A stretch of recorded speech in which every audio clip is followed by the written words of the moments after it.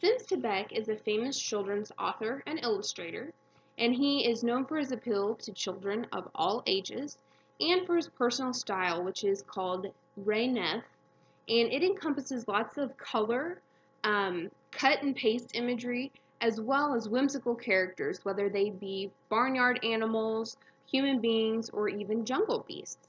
So Sims Taback, he was born February 13th, 1932 in Bronx, New York, and he passed away on Christmas Day 2011 in Ventura, California from pancreatic cancer. So throughout Sims Taback's life, he had joined the U.S. Army, and when he was discharged, he began a career as a graphic designer for the New York Times and Columbia Records. And so during that time, he was able to really play with design elements. But he really wanted to open a greeting card company, and so he did that in 1989.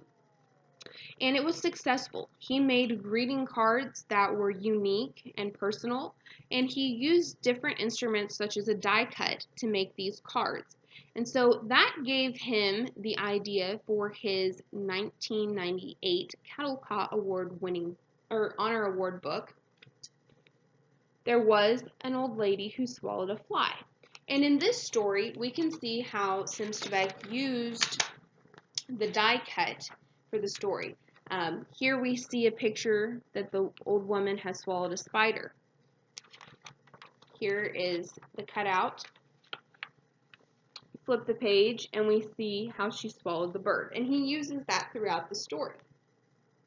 And so another story that he has done is called Joseph Had a Little Overcoat.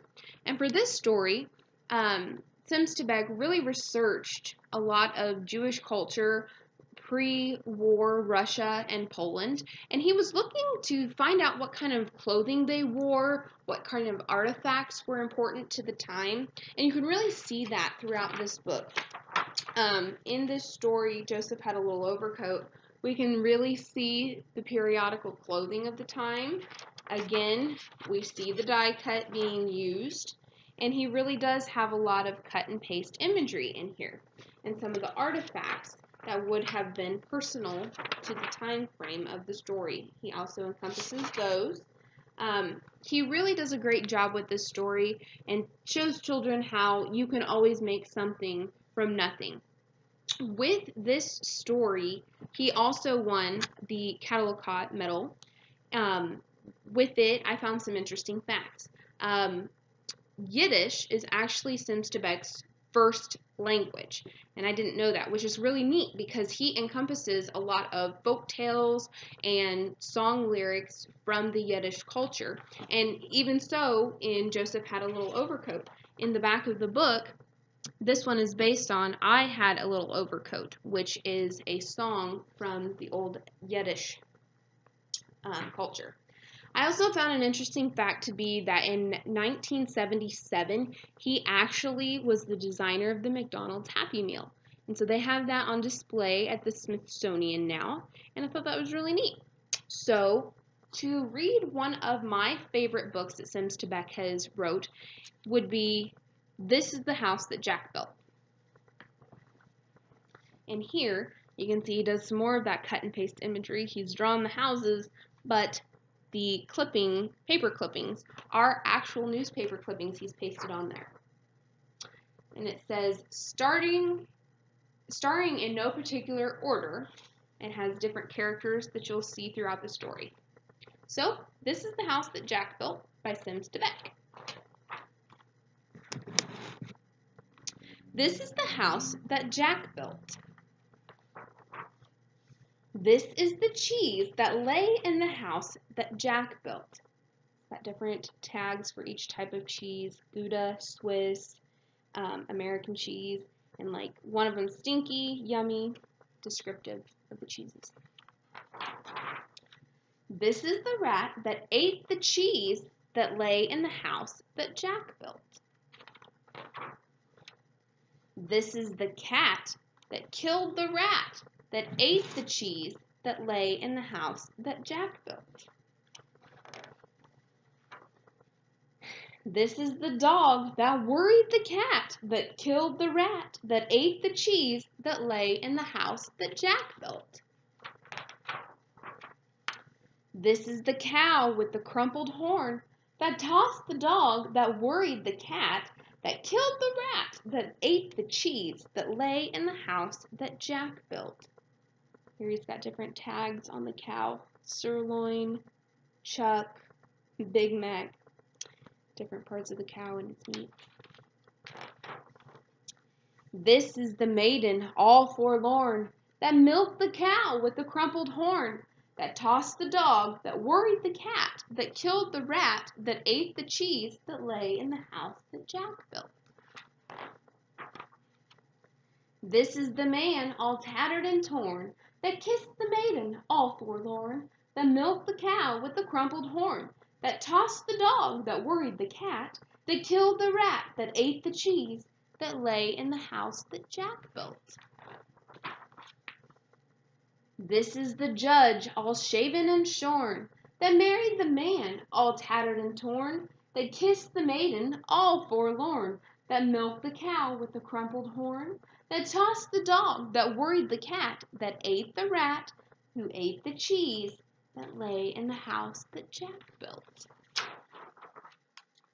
This is the rooster that crowed in the morn, that waked the judge all shaven and shorn, that married the man that all tattered and torn, that kissed the maiden all forlorn, that milked the cow with the crumpled horn, that tossed the dog, that worried the cat, that killed the rat, that ate the cheese, that lay in the house that Jack built. This is the farmer planting his corn, that kept the rooster that crowed in the morn, that waked the judge all shaven and shorn, that married the man all tattered and torn, that kissed the maiden all forlorn, that milked the cow with the crumpled horn, that tossed the dog, that worried the cat, that killed the rat, that ate the cheese, that lay in the house that Jack built.